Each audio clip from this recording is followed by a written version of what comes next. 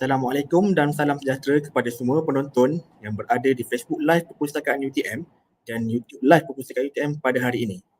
Alhamdulillah, pada petang ini, anda semua bersama saya, Muhammad FAHIEZAN bin Mazdan, selaku moderator di dalam program Knowledge Sharing bersempena dengan Hari Kokurikulum Mingguan UTM, anjuran Jabatan Perpustakaan UTM bersama-sama dengan Jabatan Timbalan Naib Chancellor Hal Ehwal Pelajar. Alhamdulillah, pada hari ini juga kita telah memasuki hari ke-17 di dalam bulan Ramadan dan juga merupakan hari nuzul Al-Quran. Oleh itu, bagi memberkati program kita pada hari ini, marilah bersama-sama kita buka dengan bacaan Ummul Kitab Al-Fatihah.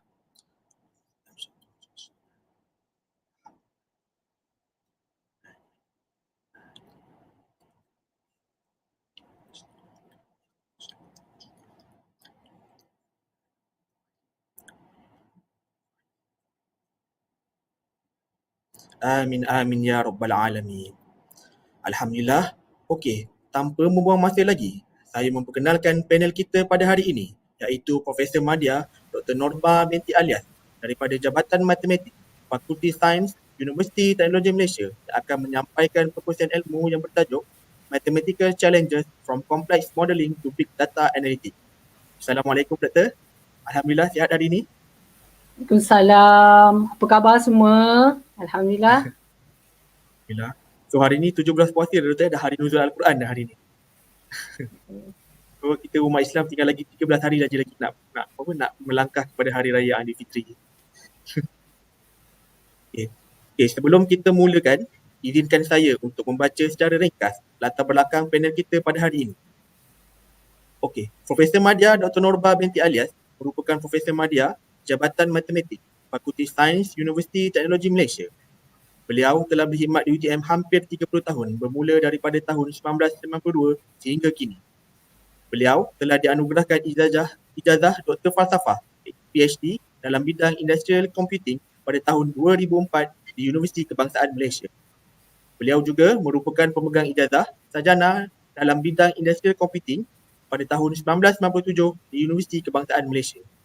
Pada tahun 1991, beliau telah dianugerahkan ijazah sarjana muda Sains dan Matematik juga di Universiti Kebangsaan Malaysia.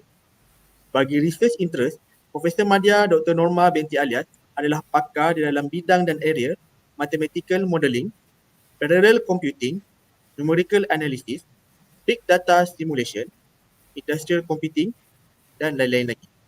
Berikut adalah sedikit latar belakang panel kita pada hari ini yang telah saya sampaikan tadi.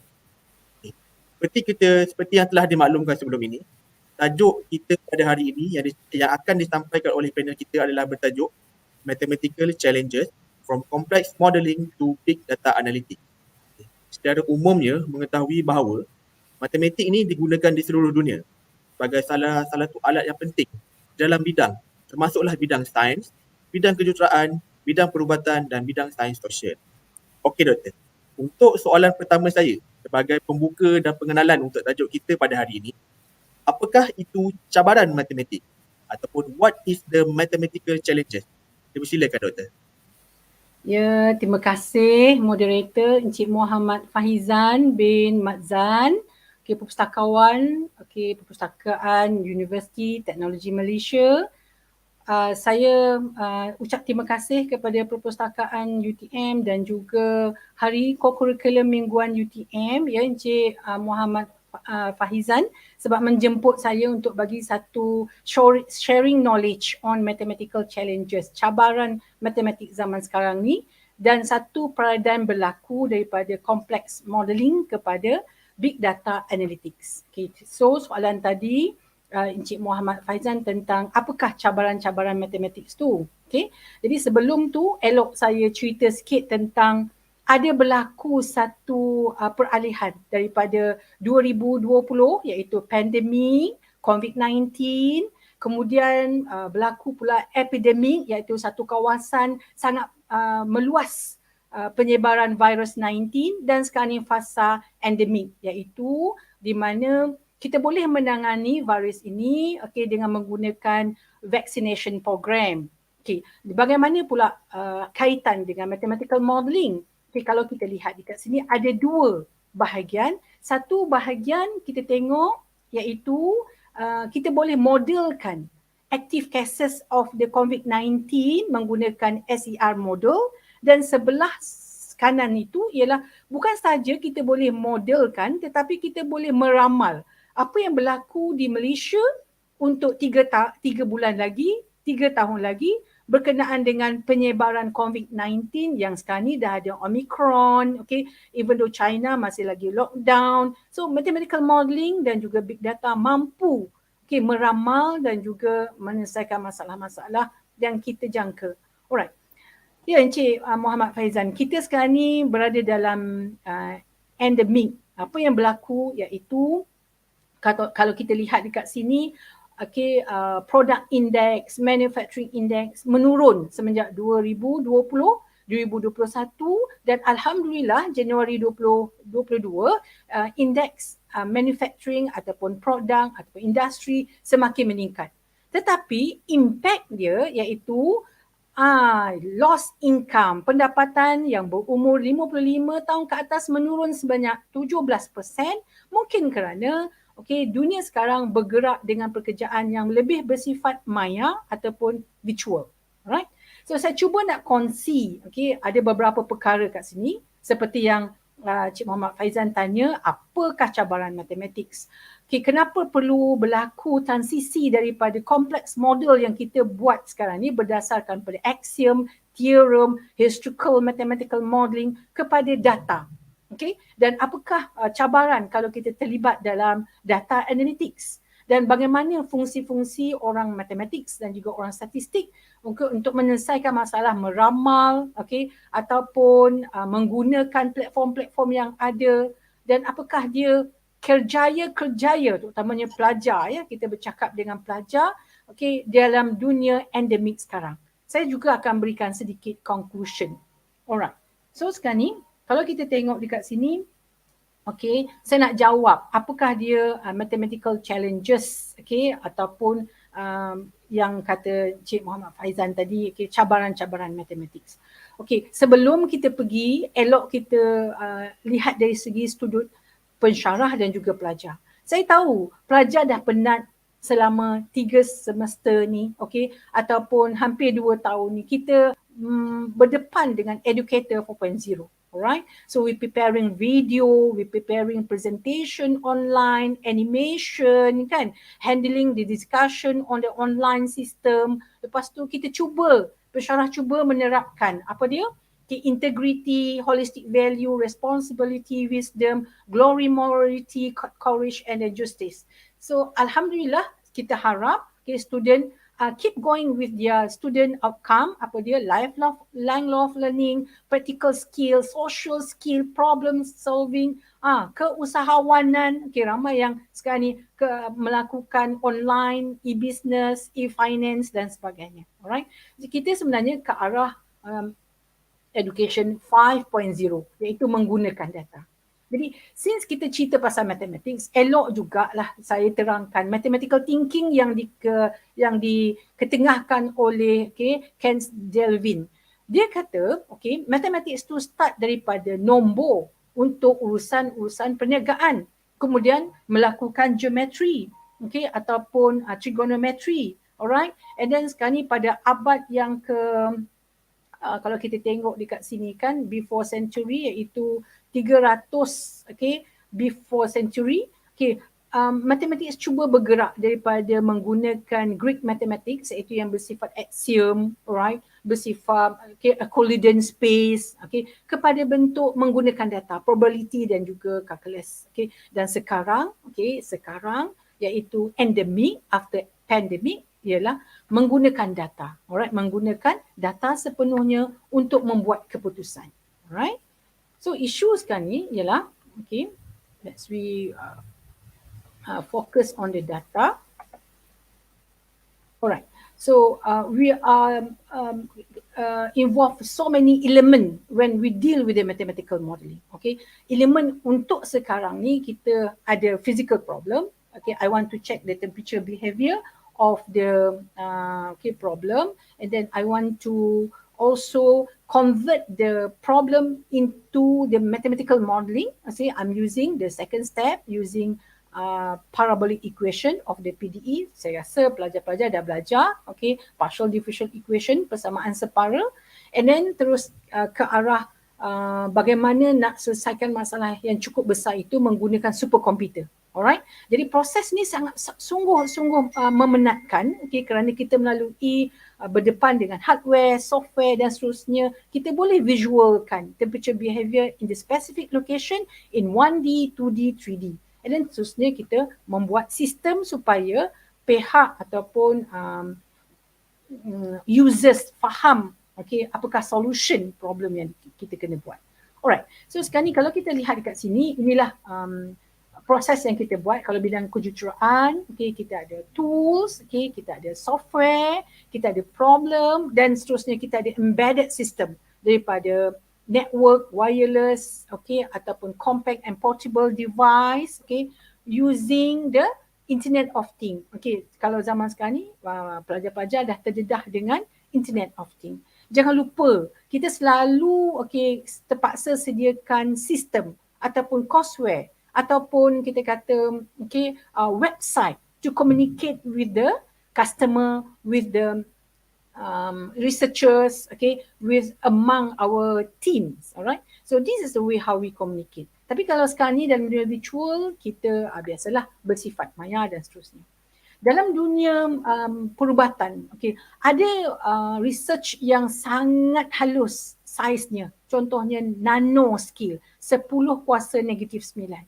Contohnya ialah how to bring a bubble from a hand to the specific target. For example, into your heart. Alright. So how we want to do that? The first thing, without cost, kita boleh melukis ataupun melakarkan ataupun memodelkan how to bring the drug for one particle to one particle, for one place to another one region. So untuk memodelkan ni bukan senang. That's why I said it's dealing with a complex model. Kita perlukan variables, kita perlukan typical values for the variable in bring the drug from one targeted cell to another location, and then we need to deal with the mathematical modeling. In my case, I'm using spherical coordinate, kan payah gitu kan, daripada coordinate kepada spherical coordinate. So agak macam menyukarkan. Dan perlukan fundamental, fundamental in drug delivery, cell growth, and others. So bila kita buat mathematical modeling ni, proses-proses ni seharusnya kita perlu berikan priority faktor-faktor, contohnya tadi velocity of the blood, pressure or of the blood, okay, drug delivery based on the transport system. So we need the priority factors to develop a good model. And then we assume that the model that we develop is precise, G2, tepat, all right? And then we have also designed the phenomena, okay, between the mechanism and relationship, all the parameters, all right? And then how the value of parameters affect our result, okay, with a different scenario. Sebab masing-masing bila melibatkan biotank, alright, okay, kita akan lihat okay, temperature tak sama, jenis darah tak sama. So how we can meet all the differences? So okay, this is a time for us to think how the mathematical modelling can solve a real problem. Bukan senang, real time bukan senang, ya. Sebab dia ada controllability environment. So in this case, there is a we need classified the mathematical modelling. Selalunya orang akan classifiedkan mathematical modelling yang mereka buat untuk meramal ataupun untuk memvisualkan keadaan parameter tu, sama ada model tu linear tak linear, static ataupun dynamic, okay, continuous ataupun discrete, selanjar ataupun discrete. Jadi ada banyaklah okay, model yang wujud sekarang ni, boleh tengok kat Scopus, ISI, okay, optimization model, model with a simulation, small data, big data, okay. So there is so many ways, okay, to do the modeling. So now, okay, when we deal with the mathematical modeling, ada banyak sangat, okay, problem, okay, yang kita harus bersandar. Contohnya, is the mathematical modeling that we develop address what we want? Okay, we want to solve the pressure and temperature. Are you sure by using parabolic equation, the temperature and pressure, okay, can be investigated using the numerical simulation? Tak tahu lagi. Okay, that's why we need to compare with the actual process in the industry. Jadi satu kerja lain lagi. Alright, and then is the model very sensitive with the condition? Ada banyak pula condition. Okay, dalam keadaan kita pergi ke industri, ada boundary condition, initial condition, times and space, environment that we need to cope. Kan? So is it the model is too simple or too complex? Alright, and then we want also deal with the mathematical modeling with a strong fundamental background, and then are you sure that the result, okay, can be explained or fulfilled or too technical to be communicated to your users, to your customer? So it's not easy when we explain the model. Dia tak nak model tu, dia nak bangunan tu tegak, dia nak solution tu dapat dan sebagainya. So the other question is resource are not adequate to implement a suggestion solution. Selalunya macam itulah bila kita deal dengan mathematical modelling, sebab aktiviti-aktiviti ataupun grand challenge application yang ada dekat luar tu sangat kompleks, ya.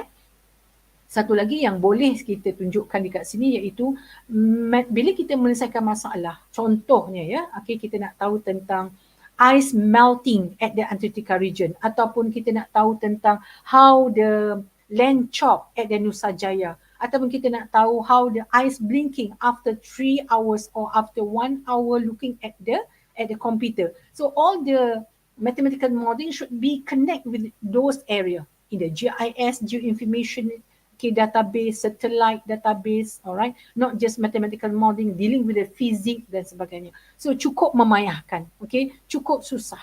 Sebab bila dah berkomunikasi, okay, dengan masyarakat ataupun dengan satu budaya matematik di situ, sudah pasti akan berlakunya big data diversity. Alright, so this is a where we can say that provide a way of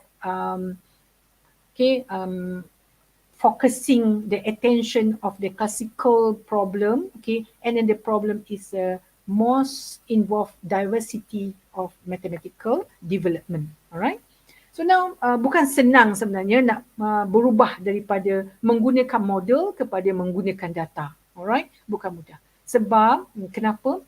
Kepayahan membina mathematical modeling dan juga complex model, okay, has a vital sustainable development for problem solving. Okay, this is the issue, alright, because when we have a problem about the accuracy, high resolution using model, all right, preciseness using model, okay, and then specification and generalization of the model to cope all the problem. It's not easy, okay, it's not easy to govern. So now we move to the big data analytics, all right. So saya ada sediakan sedikit QR code kat sini, okay, dan juga okay, link, bolehlah, okay, rujuk di link tu, kita akan tengok bagaimana anda faham tentang kerjaya-kerjaya, okay, selepas pandemik ni, okay. Adakah kita tahu bahawa kerjaya tu sekarang ni semakin bersifat virtual, bersifat, okay, improving Internet of Things based on data oriented.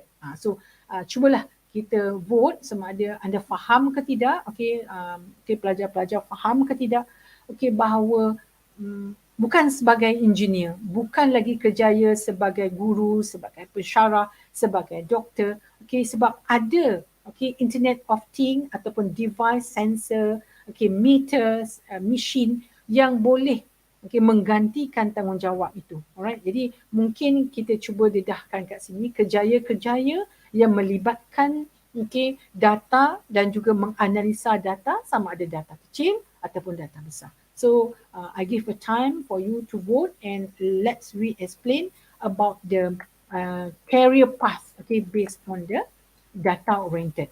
Okay, I'm doing some survey with my student. Okay, I ask a question. Okay, do you know what is a big data analytics? Okay, do you know what is the key career nowadays? Data analyst and data scientist. Okay, okay. Do you know that we faces data leakages and how to protect data leakage? Okay, so pelajar dah jawab.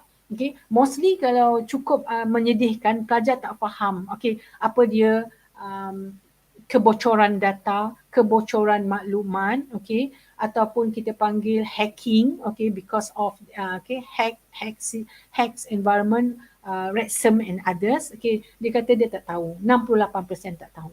Okay, ada ramai pelajar tahu bahawa data analytics is satu bidang dan pekerjaannya ialah data analyst and data scientist. Okay, because they said that this is can do a prediction and observation very fast and accurate. Okay, so alhamdulillah.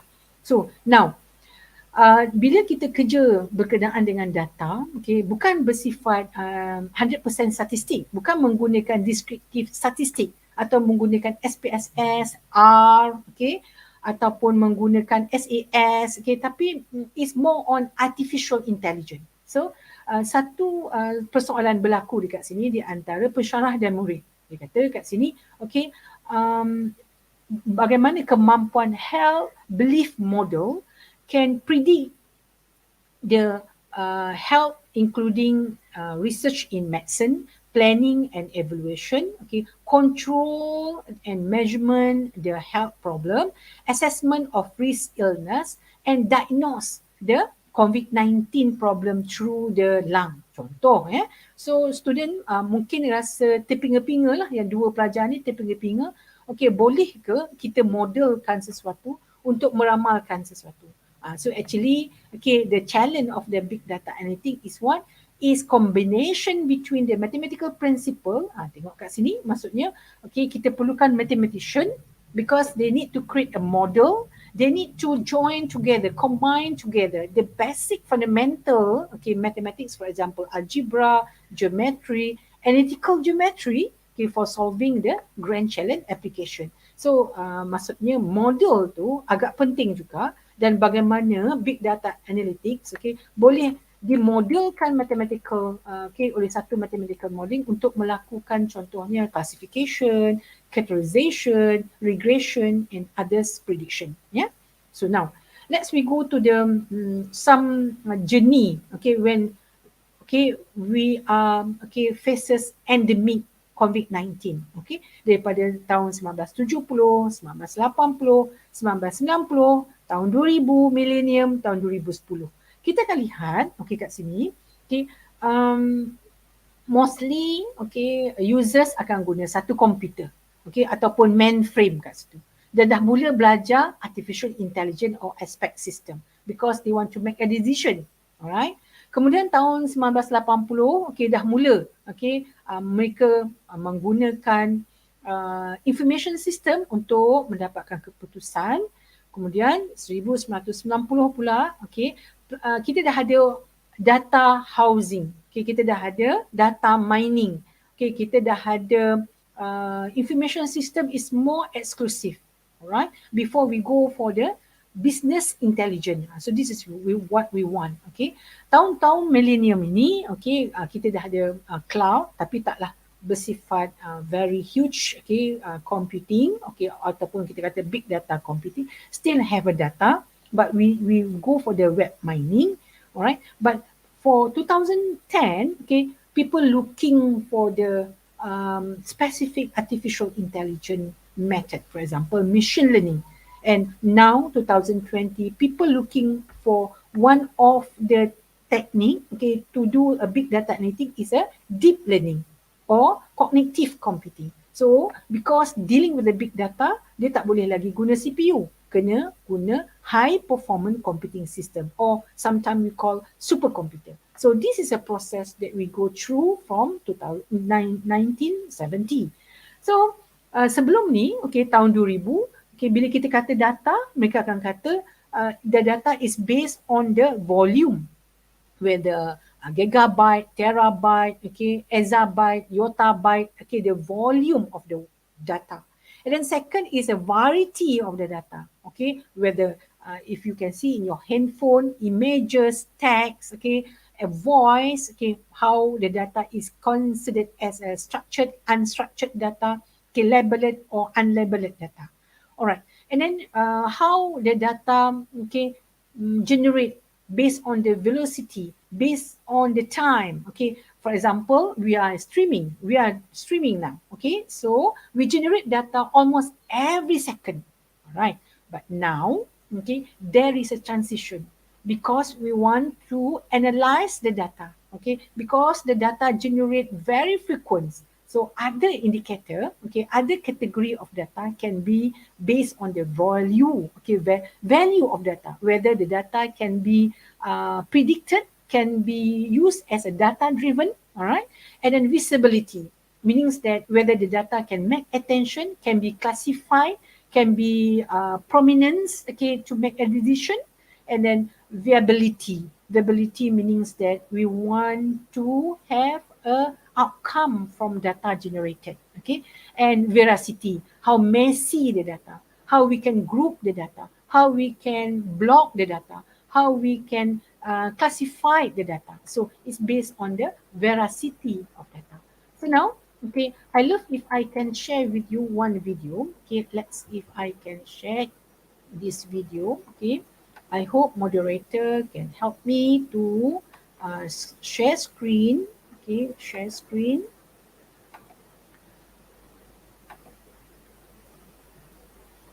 Alright. I want to share this one. I hope the moderator can bring this video. Encik Muhammad Faizan boleh.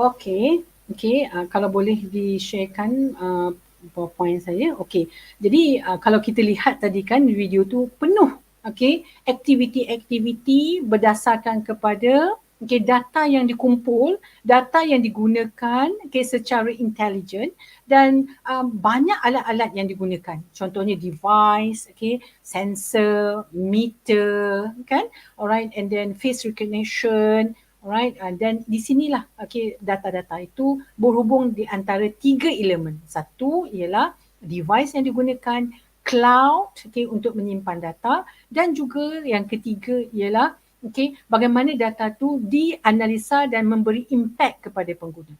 Smart home, smart city is one of the example, kan?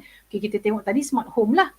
Banyak remote monitoring ataupun control monitoring application will be used for this family. Alright, the purpose of the safety, how they lock the door, automatically close the door, automatically, and then energy management, how turn off the light, aircon, maintenance in terms of the entertainment, control, alright, and then face recognition tadi, ayah dia nak masuk rumah, dia kena compare or do a mapping with the face originality in the system.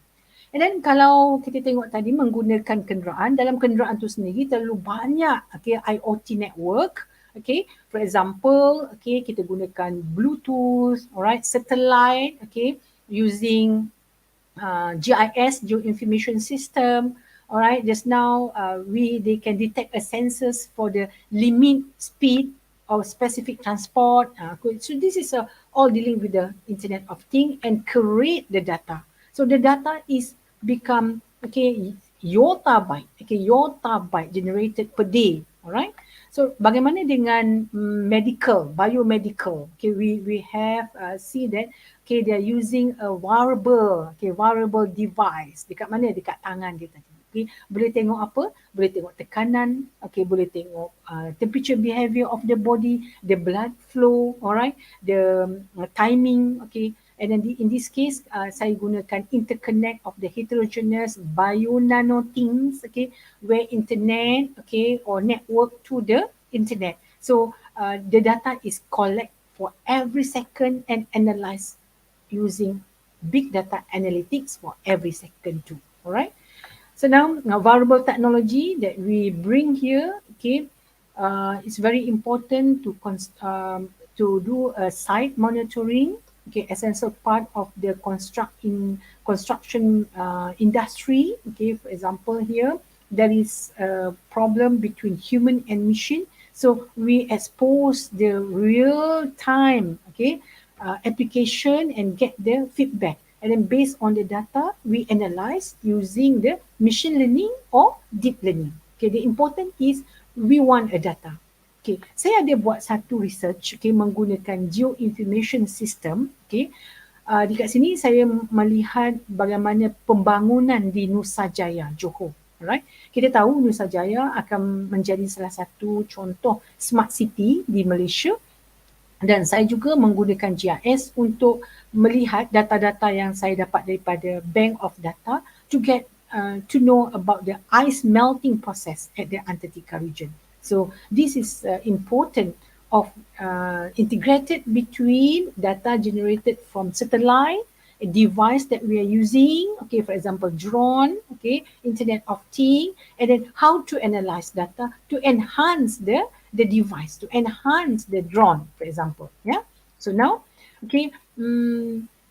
vehicle tracking, ramai yang company-company logistik ataupun removal menggunakan GIS system to trace the vehicle, to trace their product, and then if anything happen, as for example accident, so we need to analyze the previous data.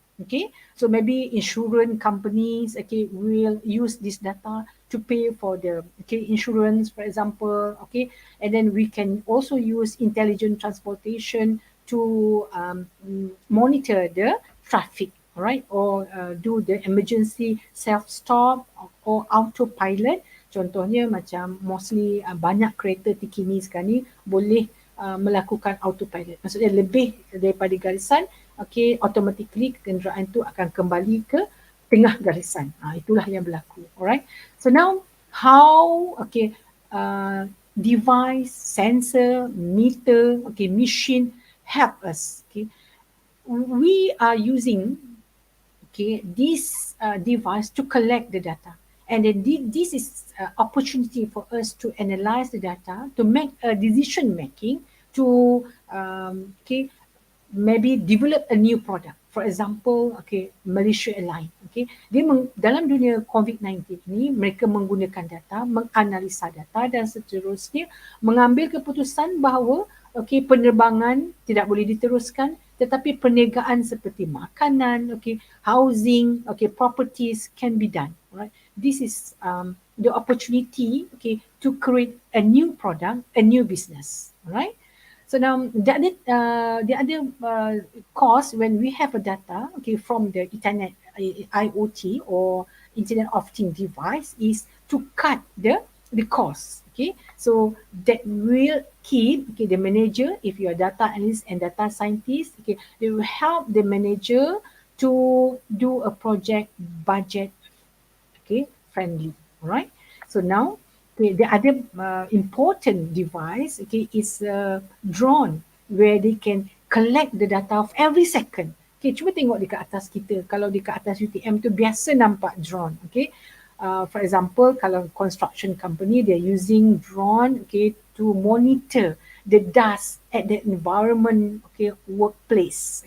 And then kita juga gunakan drone to find there is a chemical waste at the environmental problem. All right, we can monitor and can give the weighted or indicator whether the environment is safe or not. So we are using the safety measurement based on the data analytic generated by the device. Cuba tengok keliling kita sekarang.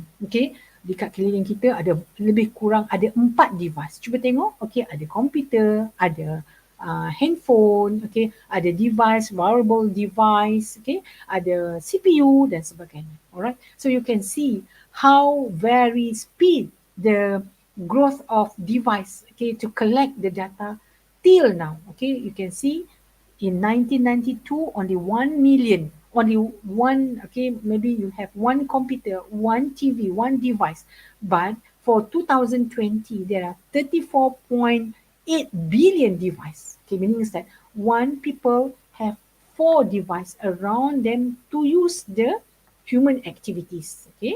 So now we can see that we develop too much data science, and then this data science is a combination based on the multidisciplinary approach, and we can analyze the data using many style. For example, scientific method, statistic method. Selalunya bila dapat data, pelajar-pelajar akan pergi ke SPSS, akan pergi ke R programming, akan pergi SAS, akan pergi PLS, akan pergi Smart PLS or AMOS. Alright, so this is the way how they do the data analysis. Some of them they are using machine learning, artificial intelligence, and deep learning because they believe that the result is more convincing, the predictive model is more accurate. Right? So now, to be a data analyzer, data scientist, data, machine learning operators, so we need all these skills. The important is what is a substantive expert between the research, data science, and the other one is a danger zone. What is the danger zone? Is including a hacking skill. At least you need to have this skill 33%. And at the same time, you need to have mathematics and science knowledge around 33% and substantive expertise in 33%. All right. So UTM provide you many courses in numerical, in statistics, in calculus, in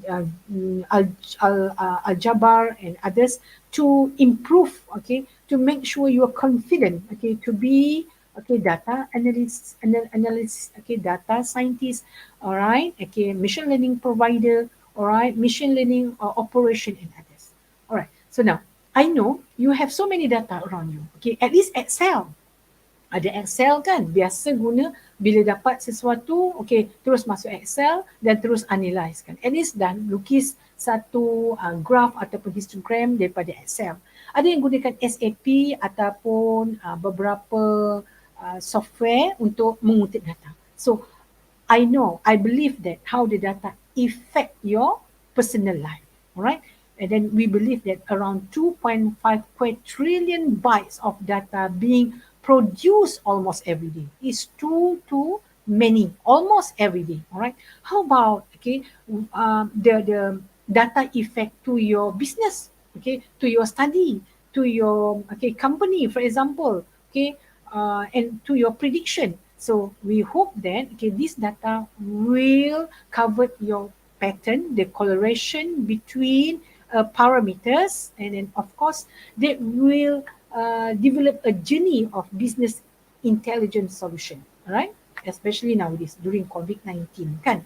Okay, so every business have their own analysis, okay, have their own KPI, all right? So I'm not sure whether the data, okay, is coming at you for all over the place, can generate, okay, and can produce your result, can produce the prediction. For example, in my case here, okay, I have the data from Google Drive.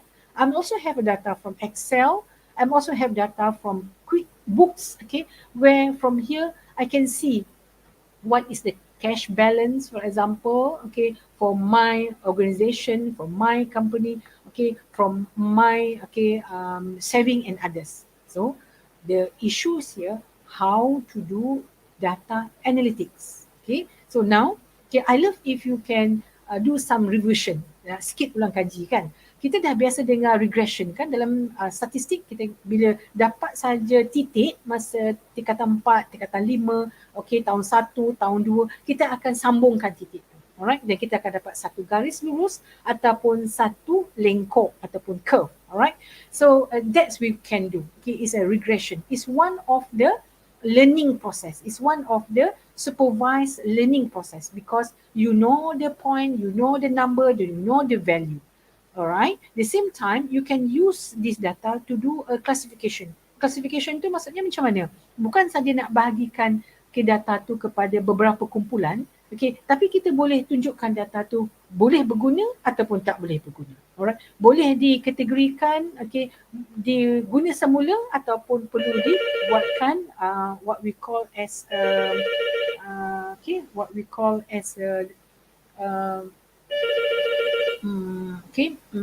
deep learning, okay, analysis with a deep learning. Okay, other supervised learning workflow, alright, we need to do a data preparation. Okay, we need to do a data preparation, right? Okay, wait for a while. Okay, so based on the supervised learning workflow, okay, we prepare the data, we choose the algorithm, we do the fit model and evaluate the model, and then upgrade the model. That's we do, all right? Preparing the data is including make sure the data is noise or not noise, okay? All right, and then choose the algorithm, what type of the classifier method that you are going to do, and then how to fit, okay, how to fit the classifier method to the specific data, right? And then the other one is unsupervised learning. Okay, some data, okay, that you get from your handphone, yeah, okay, mostly image, mostly text, okay, mostly voice, okay, we need to transform the data to the digital, to the numbers, to the value, right? So in this case, okay, that's we call unsupervised data, and we do unsupervised learning. We do the pattern. We can get the pattern of data by clustering, okay, clustering or group the data into a different colors. Okay, bila kita kata bagaimana nak analyze data, that is the issue kan, bagaimana nak analyze data. Ada beberapa cara kat sini. Yang penting kita kena cari parameter yang tertentu. Sama ada, okay, we call as a dimensionally reduction. What is a dimensionally reduction? Right? Dimensional reduction is like because we have messy data, okay, alright, fully noise and unnoised data, so we need to reduce the parameter. Contohnya ialah saya dengan Cik Muhammad Faizan, okay, kita nak cari temperature behavior in our room, Cik Muhammad Faizan in our room. So there are so many parameters involved to get the temperature.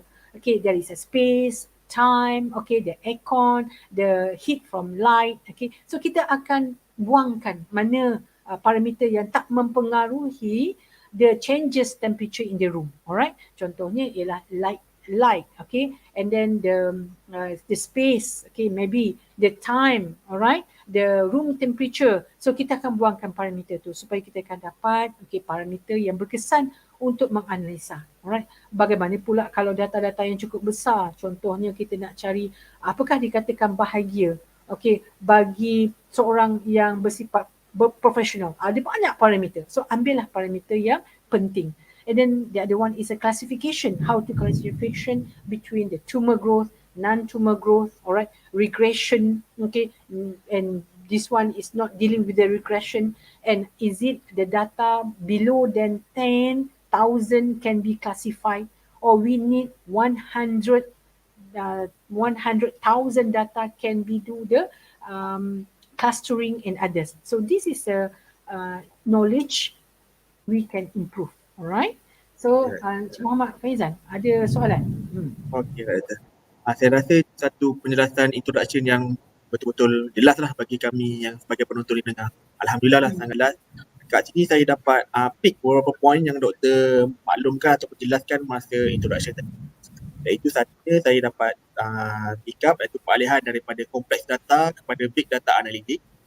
Yang kedua, dalam penjelasan doktor juga ada mengatakan bahawa matematik ni boleh dihubungkan dengan budaya dan komuniti dan boleh diambil kira sebagai big data diversity. Okay, seterusnya yang seperti penjelasan doktor juga mengatakan bahawa dunia kini lebih kepada virtual. Sebagai contoh, kita dah ada smartphone, kita ada smart home, smart city dan sebagainya lah, kita dah ke arah. Okay, dalam masa yang sama juga, matematik modeling ni cabarannya adalah ada beberapa isu dan kondisi yang kita kena lihat lah, dan dalam masa yang sama juga dia too technical. Dia tidak seperti kepada actual situation. Okay, jelaskan tadi lah. Doktor juga ada menerangkan iaitu apa itu big data analysis, data mining dan sebagainya lah.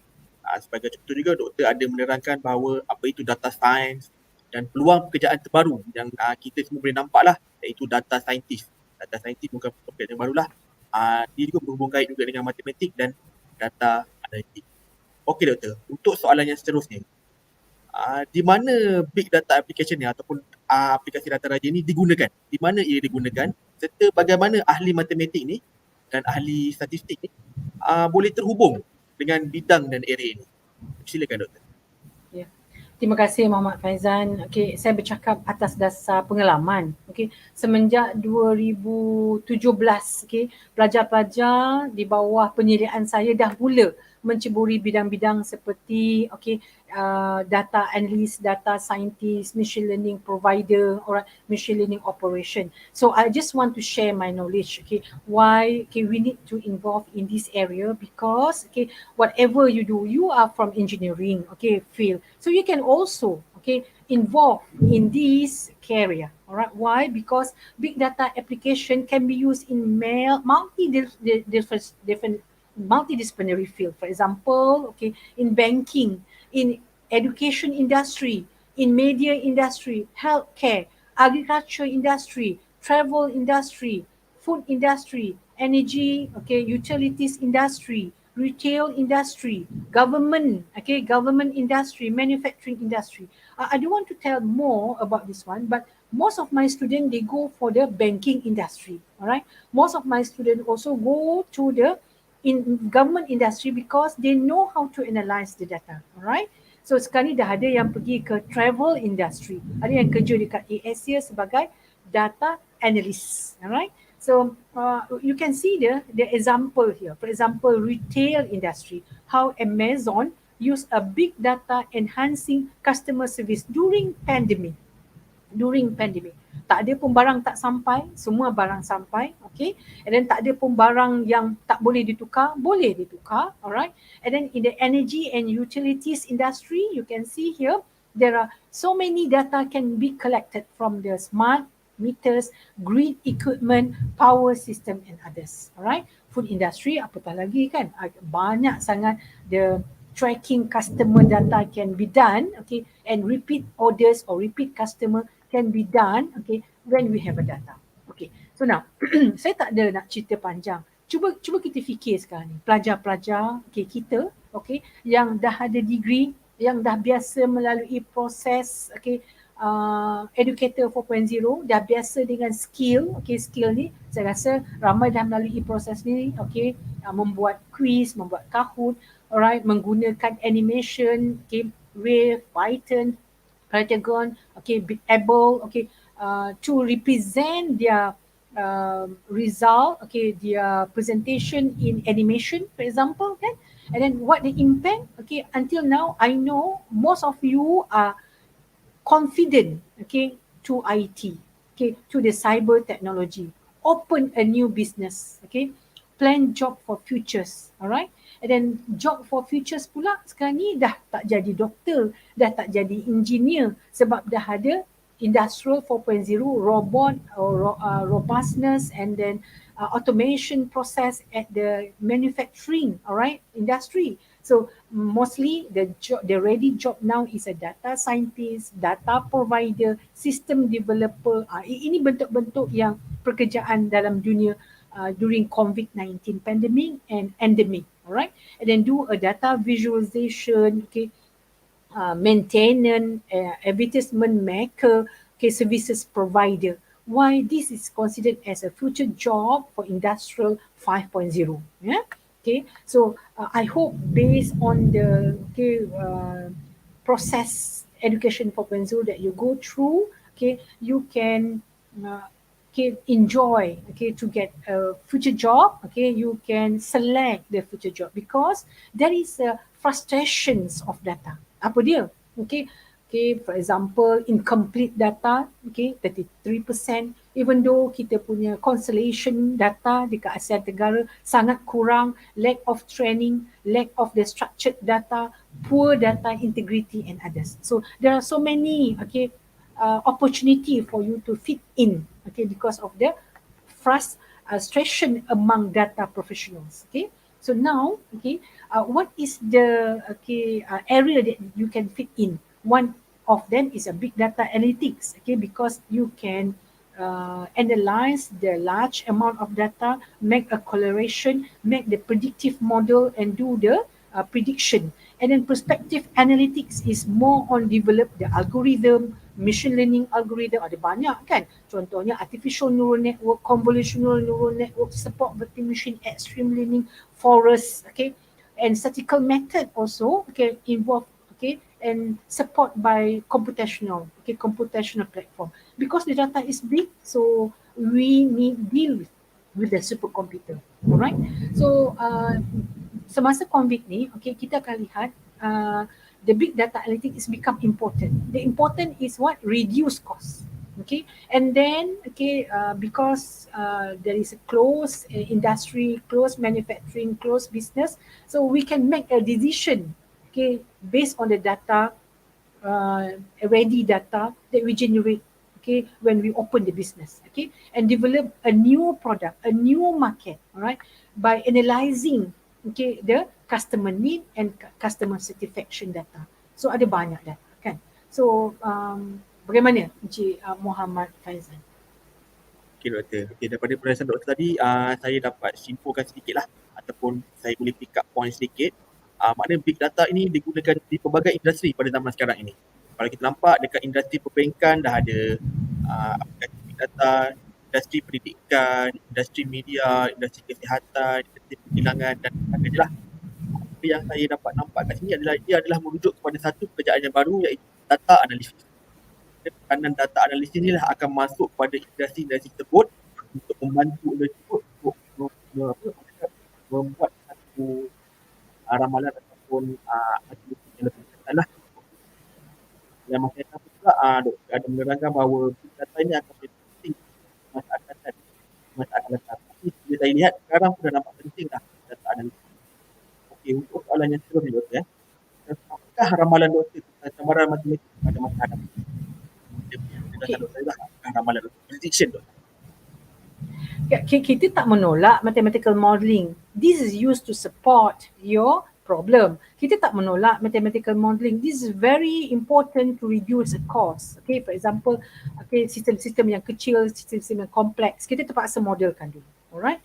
Tapi sekarang ni ada satu paradigm. Kan tadi kita tengok mathematical thinking, how people think from before centuries and after centuries. Okay, we do some paradigm. Okay, satu anjakan paradigma daripada memikir secara matematik, secara logik, problem solving, we have a strong background on the calculus, topology, set theory, this is will train our mind to be more become problem solver. Alright, and then deal with the data analysis and interpretation. For example, we can get a fuzzy logic for the data interpretation. Alright, so bila dah dapat data tu, satu jenis yang sangat perlu iaitu computational thinking. How we do a simulation, data mining, kan, automated data collection, gaming. So now people looking for gaming and algorithm reasoning, robotic and programming. Alright, so this will create the positive thinking and develop the inspiration, do some innovation, kan, and change our attitude. So now, to answer Muhammad Faizan question, the challenge nowadays, is data diversity. Data diversity, which is not just based on the numeric, structured data, unstructured data, unlabeled data. The data is cannot be predicted. What we call this now, visibility, value, and variability. Lack of the domain tool. For example, we have a machine learning. All right, but it's not code for a specific data. It's not code for general data. It's very specific. And how we do a train model, and now people looking for the data without noise. We need to do a feature extraction, meaning that we need to enhance the pre-processing of the data. So this is your job. You are engineers, you are data scientists, data engineers. All right. So this is a skill you need to fit in. All right. And others challenge is overfitting, loss function problem. Because the data is involved below accuracy and very complex. All right. So now, because the data is huge, dealing with the big data, dealing with the computational costs, all right, communication costs, network, and others. So we need the computational platform to support the big data simulation. All right. So there is a changes now. Before this, we are using one CPU. Because your data is very limited. Only, I think, gigabyte, terabyte. All right. But now, they are develop a computer based on the architecture, based on the algorithm that we develop, based on the animation, based on the way how we integrate between communication and the computational. All right. So nowadays you can see there is a new quantum computer architecture based on the optical control of the quantum dot. This is the latest architecture of the computer, not using the Fahian classification, whether the computer is a SIMD, MIMD, SIMD, and SISD, not based on four classification. It's beyond that, right? It's beyond that. Why? Because the data is huge. The data is large, sparse, involve huge simulation. So in this case, people looking for the development high performance computing, shared memory architecture, and distributed architecture. Ada yang cuba nak buat hybrid architecture. Contohnya saya rasa ramai yang komputer masing-masing dah ada GPU, CPU, CUDA. Alright. So this involve the parallel computing. So sedikit knowledge lah pelajar-pelajar cubalah belajar sikit tentang parallel computing. Okay, because this type of computing handling the huge data simulation, all right, handling the network communication, handling the large path simulation in efficiency. Okay, very good efficiency. Saya tahu, okay, ramai suka tengok filem ni. Okay, seronok pergerakan tikus dia, okay, sangat laju, okay, pergerakan um, Ipin dan Upin tu sangat cepat, okay, 3D dia sangat menarik. Kenapa? Okay, the process of rendering 3D animation is using high performance computing system. Without high performance computing system, okay, the movement is very slow. You cannot solve, okay, move, okay, or write or do a cartoon in one CPU. You need to use high performance computing combining a number of processor. All right. So this is my area actually. Okay, we are using multi-processor to solve a grand challenge application. All right. So let's do a transition now. What is the transition? Okay, from the simple model to the complex model, from the simple application to the complex application, all right? And then let's, okay, using high performance computing to solve your problem. Let's deal with the big data because nowadays, okay, not just using machine learning, okay, when you deal with the big data, you can use deep learning where the process of feature extraction, okay, pre-processing and others can be skipped by using a deep learning. Okay, very easy. All right. So I try to develop, okay, a few series, okay, of the distributed paracomputer system. Bukanlah susah sangat pun. Okay, kita combine je lah komputer tu. Contoh, saya gunakan satu laptop and then Cik Mohamad Faizan guna satu laptop. So kita combine. Apa sebab nak combine? Sebab I need more memory, more processor to solve a big data simulation. So I need to combine with my laptop and Cik Mohamad Faizan laptop. So this is a configuration of the distributed paracomputer system, easy to manage, easy to handle when you have a big data problem. Alright, so bukanlah susah sangat, kita hanya pakai komputer lama je, tak ada pakai komputer baru pun. Okay, kecuali bentuk architecture yang macam ni lah. Okay, masing-masing ada budget, boleh beli komputer GPU, CPU with the NVIDIA, where the computer, okay, optimize the graphic processing unit to do the computational, to do the process. So this is one of the what we call the latest, okay, dealing not shared memory architecture, not distributed memory architecture, but hybrid, okay, memory architecture. Okay, selalu kita tanya, ni komputer ni version apa? Memory berapa? Alright, processor apa?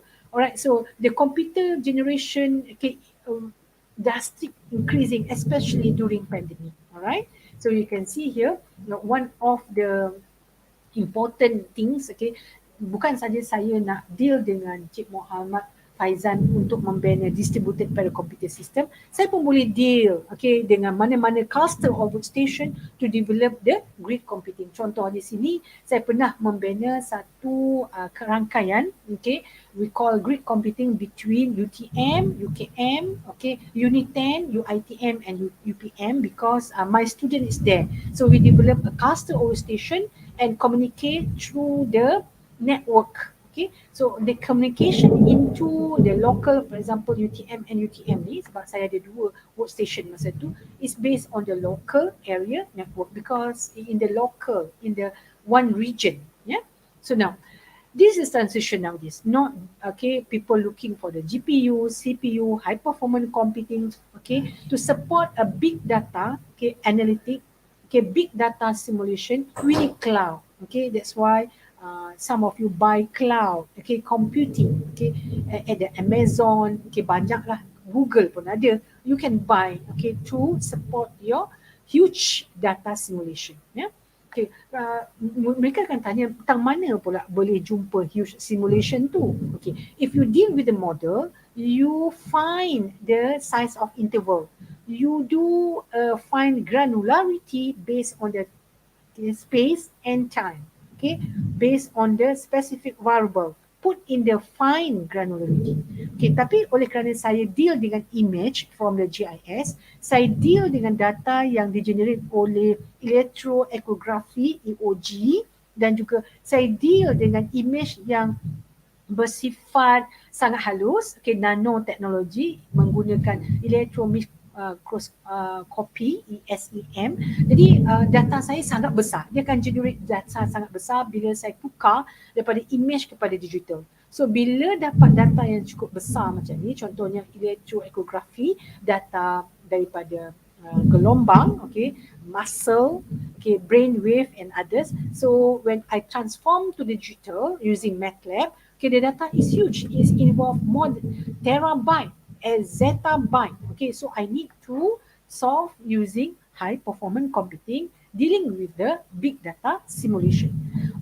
Now since I get a data, this is one of the example. I get the data from echography, EOG. The data generate every second.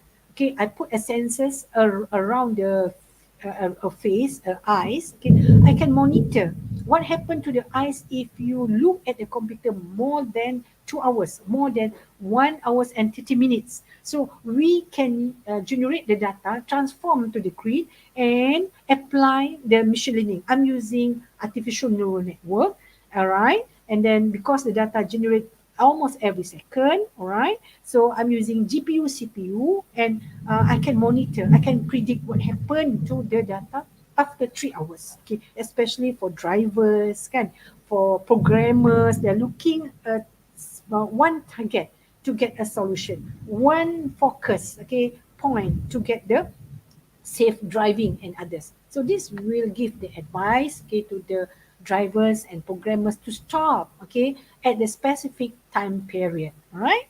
Contoh yang lain ni pula iaitu mostly pesakit-pesakit pesakit-pesakit dia akan buat mammogram, MRI, CT scan, image yang diberi ialah 2D. Alright? Jadi bagaimana nak tukarkan image 2D itu kepada 3D? Sudah pasti ada banyak image, so many slices of the images where we can combine together and develop a 3D. Saya gunakan dua method kat sini, it's an image monofold and volume estimation. I'm using domain decomposition. My domain is images, alright? So I decompose, the data, and then I develop, I join, for every axis X, Y, and Z, I develop, I can predict the volume of cell growth, abnormal cell growth, especially in the brain. Alright, so the next stage is do the therapy, whether chemotherapy, radiotherapy, or maybe operation. But in the brain, we are not involved in the operation because it's very dangerous. There is no new cell. If we do the operation, so most of them is a chemotherapy, radiotherapy. Alright, so now let's go to another one. I'm using GIS juga ni, Geo Information System. Data ni cukup besar. Saya dapat daripada Jabatan Veterina Malaysia. I can predict. There are 3 disease, animal disease in Malaysia. What's there? Basilosis, jaundice, and Nipah. Alright, so I can predict. The basilosis spread. Very fast from Perak, Negeri Sembilan, Melaka. Right? And then how about the jaundice? Jaundice is a specific target. The location is specific target. So this visualization, how the disease spread, can be monitored by Geographical Information System or GIS. Yeah, right. So bagaimana, Cik Muhammad Fahiezan?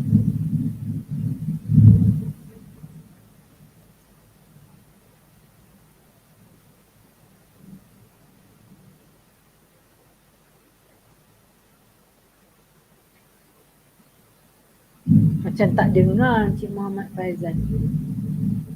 Ya betul. Baru dengar. Okay. Apa yang saya nampak tadi doktor, makna big data analysis ni akan menjadi satu arah di masa akan datang. Makna data-data yang kita simpan tu ataupun data-data yang kita ada tu kita boleh manipulate dan kita boleh predict lagi untuk di masa akan datang. So apa yang saya boleh tekankan di sini adalah doktor ada menyatakan bahawa matematik akan berhubung dengan computer architecture, which means dia akan berhubung dengan ada computer algorithm, dia ada computer analysis atau computer analyze, computer animation, dia ada 3D. Dalam masa yang sama juga, doktor juga ada menekankan parallel computing, di mana pelajar-pelajar pada masa kini perlu pelajari dan terokai parallel computing ini. Itu yang point yang saya rasa amat gunalah untuk kita terapkan kepada pelajar-pelajar kita pada hari ini. Okey doktor, kita pun dah sampai kepada soalan yang terakhir. Ialah soalan terakhir, apakah doktor boleh rangkumkan dan doktor boleh simpulkan mengenai tajuk kita pada hari ini, iaitu paparan matematik daripada kompleks data kepada big data analytics, secara ringkasnya ataupun secara yang doktor boleh terjemahkanlah simpulannya. Silakan doktor. Okey, terima kasih Muhammad Fahiezan. Alright. Saya ada mengajar para computing sebenarnya semenjak 2000, selepas saya habis PhD lah, 2004 gitulah sehingga sekarang.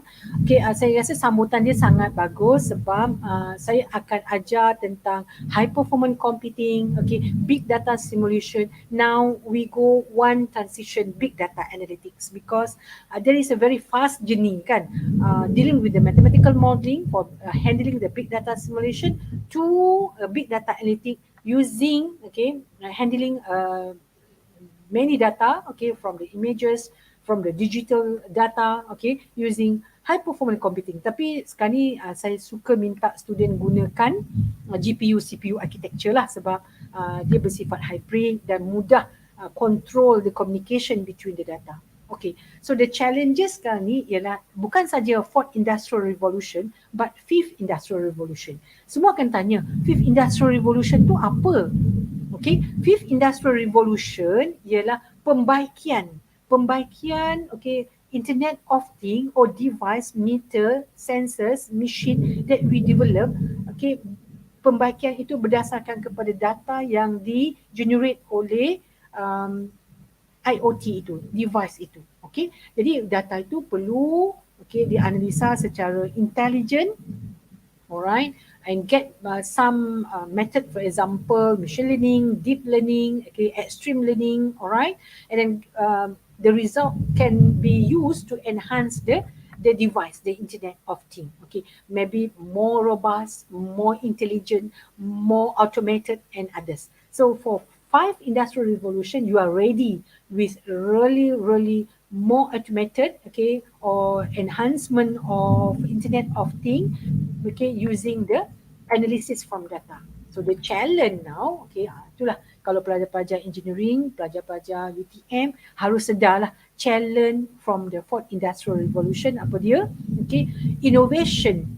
Okay, innovation. We need to innovate, okay, based on the data, and then growing important of the user experience. We have the ready customer. Okay, we develop a product based on the customer experience. So this is a strategy that we are going to do it now, right? Of course, remote workforce. Okay, for example, okay, I just show you how the drone, okay, can improve, okay, the workplace, okay, based on the data yang kita generate, contohnya tadi habuk ke, chemical waste di satu kawasan ke, supaya kita boleh membaiki, okay, keadaan-keadaan itu. Application of the augmented reality and virtual reality is one of the element to plug in into the new device that we are going to develop for five industrial revolution. Yeah. And then the other one is API, okay, application program interface. Okay, itu semua dah boleh banner sebab dah ada hands-on API sekarang ni. And then the other one is big data analytics to, okay, enhance the existing Internet of Things that you're using. For example, wearables, kan, device, handphone, alright. And there is a digital transformation, data driven, using Internet of Things, and smart machine will take off in a big way, right? And there is a horizontal communication and collaboration, okay, when we do a destruction of data. Okay, so kalau kita tengok dekat sini, okay, bila kita berlari, kita cuba nak menang. Macam bagaimana nak menang? Kita terpaksa practice. Okay, dan bila dah praktis tu kita melalui proses tu lagi sekali. Apa dia? Okay, mungkin dulu kita boleh lari satu pusingan. Mungkin sekarang ni 2 pusingan, 3 pusingan, mungkin lebih daripada 3 pusingan. Semuanya melibatkan praktis. Jadi, mari kita sama-sama praktis. Okay, supaya nanti kita boleh memenuhi kehendak data analyzer, data scientist. Ini pekerjaan masa sekarang. Data analyst, machine learning engineers, machine learning operators. Okay, so masing-masing ni ada fungsi tertentu dan ada skill yang tertentu. Okay, yang penting background matematik dan statistik yang kita ada selama ni adalah satu asas untuk kita lakukan data engineers. Okay, data engineers more on collecting data. Okay, data analysts more on the cleaning the data. Data scientists, okay, they are going to use some statistical methodology to do a prediction, to do the powerful of the classification model, for example, kan?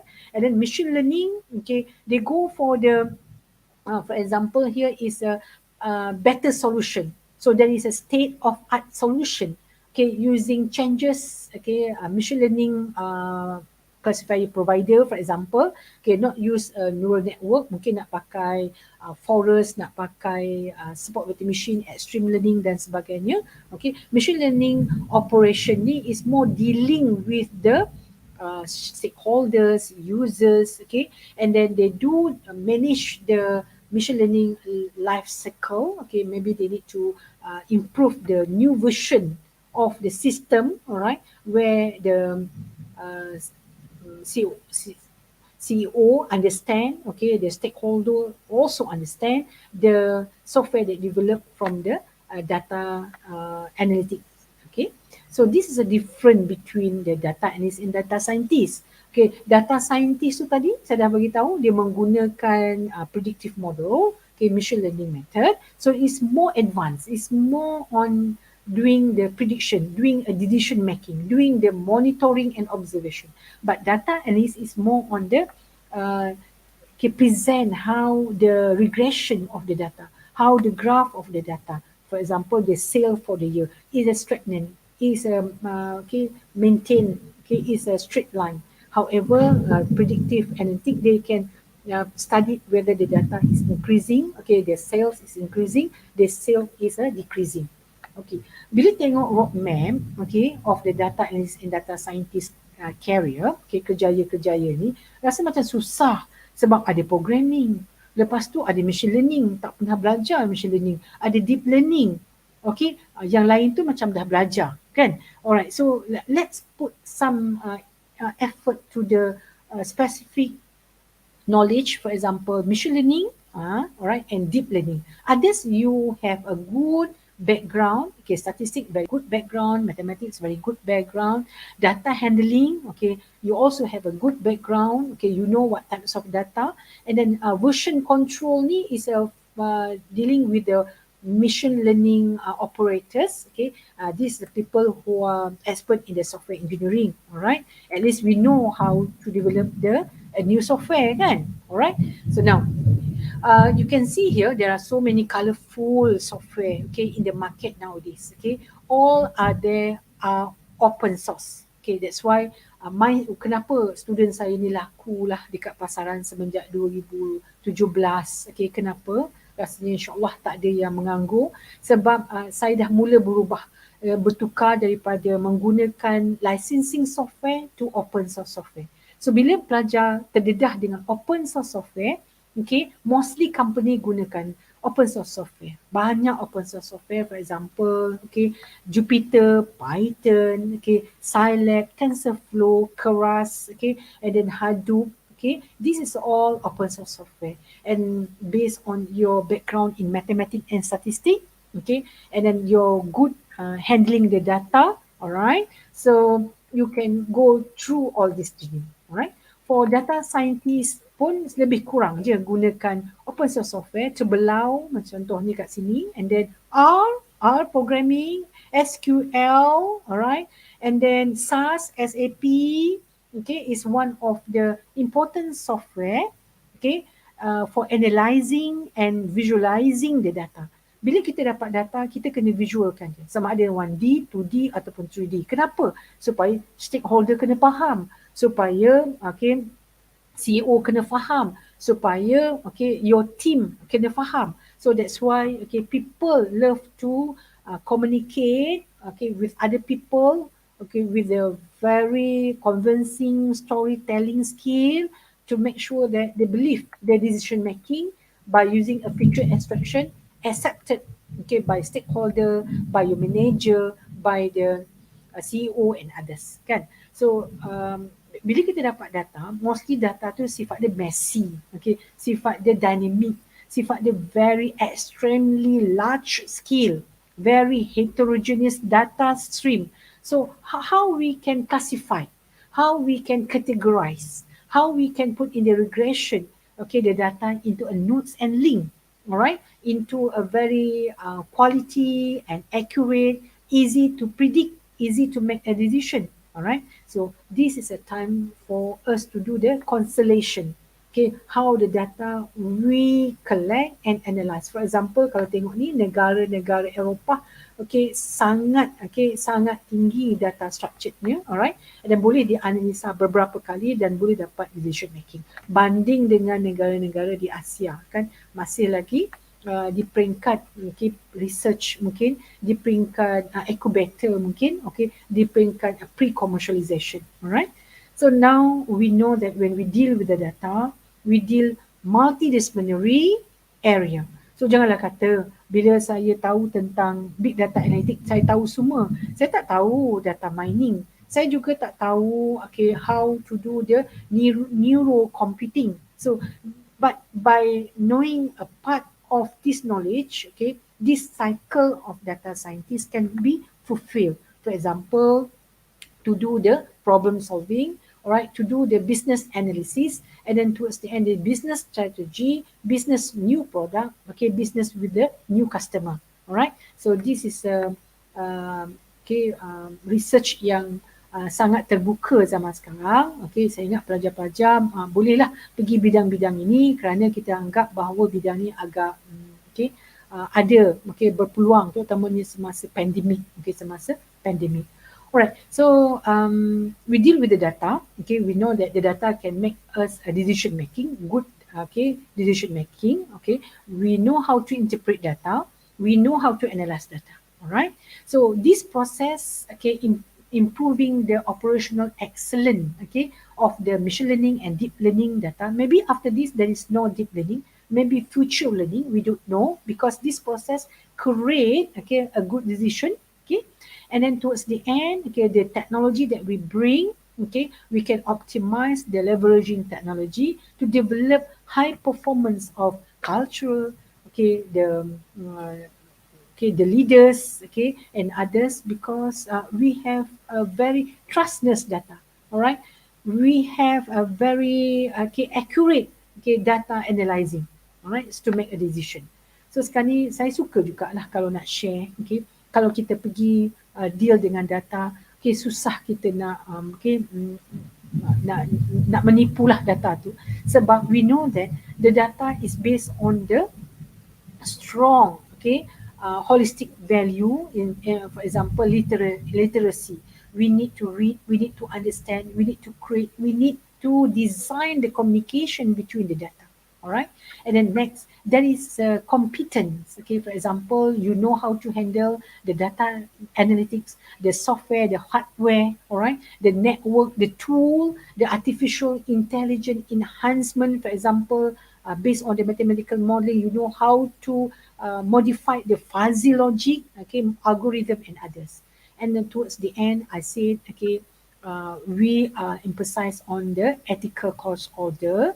Okay, because the holistic value need for humanizing people. Okay, this is very important. Humanizing the data analysts and data scientists. All right, because we know that based on the personal responsibility, benefit corporate engagement. Okay, apa lagi, moral. Okay, courage. Okay, wisdom, responsibility to what we do. All right, it's very important for the endemic future career. All right. So for the intellectual aspect, okay, in terms of the spiritual, the soul, knowledge, okay, wisdom, okay, we are intelligent to find, okay, what the choice of intellectual to be highlighted in what we do in education, in doing research, okay, in doing publication, in doing other future career, okay, after pandemic, or we call endemic era. All right. So I think as a conclusion, okay, I can say that we start from the complex model. We start with the model involving dynamic or static model. We can classify the model as a time dependent or independent. All right. We can do many discretization strategy for the model. All right. So this is a first step. Okay, to go to another journey. What is that? From 3 classification of big data to 7 classification of big data. Okay, the effectiveness of data analytic solution continue to growth, okay, accordingly with the data availability. All right. So there is a changes, okay, of 4th industrial revolution. Okay, and now we go to 5th industrial revolution, address the relationship between the big data and artificial intelligence. Yeah, so let's do a transition. Okay, not just focus a complex model as a validation and verification of our big data analytic, but we put an initiative effort, okay, for cultivate holistic. Yeah, so this is a redesign the future job. I put one journey here from what you know in education 4.0, how the skill that you can improve, and what is the future job, okay, during endemic, okay, during endemic era, right? So we are looking now to integrate the data analysis, okay, to solve a green challenge application, to get a better performance, better result, better decision making, all right, accurate decision making, and then accurate monitoring and observation, all right. So this is a digital research transformation during the endemic era, and we hope that the holistic value need for humanizing whatever we do, okay, in learning, teaching, all right, in doing the research, okay, incubator, commercialization, publication, and internationalization, all right. So thank you very much, okay, Cik Mohamad Faizan. Okay, we Okey, alright. bring this session to you. Okey, alright. Terima kasih Doktor. Alhamdulillah. Saya rasakan perkongsian ini amat bermanfaat kepada semua penonton. Saya juga merasakan ini merupakan ilmu yang baru yang perlu diterokai lah tentunya pelajar UTM. Sebab kita nampak di sini Doktor ada menyentuh pasal data science, data scientist, data analyst, data mining dan big data analytic itu sendirilah. Dan seterusnya data analitik ni boleh membantu kita untuk membuat decision making serta membuat prediction untuk masa hadapan berpandukan actual data yang kita ada. So, Alhamdulillah, view penonton kita pun dekat FB Live pun agak merasakan jugalah. So, saya sebagai selaku moderator ingin mohon maaf lah kepada doktor jika ada salah kurang ke untuk sesi proses kita pada hari ini. Okay, kepada para penonton, dengan itu berakhirlah program kita pada hari ini. InsyaAllah, doktor, terima kasih doktor. Ya, InsyaAllah, sama-sama. jika kita ada rezeki, kita akan berjumpa lagi. So, dengan itu, saya sudahi program kita pada hari ini dengan Wassalamualaikum warahmatullahi wabarakatuh. Terima kasih doktor. Salam.